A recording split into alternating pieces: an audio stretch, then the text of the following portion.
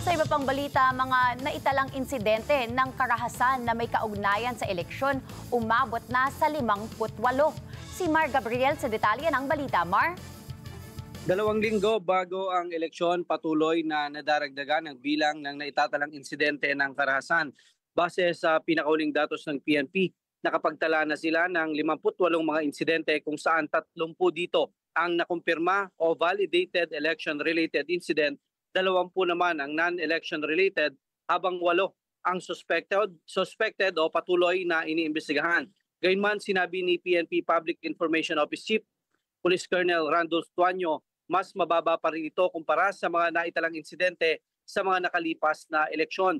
Sa harap nito, nagbabala ang PNP sa kanilang mga commander na paigtingin ang seguridad sa kanilang mga nasasakupan kung ayaw nilang masibak sa kanilang mga pwesto. Sa ngayon, 3 matataas na opisyal ng Bangsamoro Police ang nanganganib na maalis sa pwesto, kabilang na ang mismong regional director dahil sa sunod-sunod na insidente ng karahasan.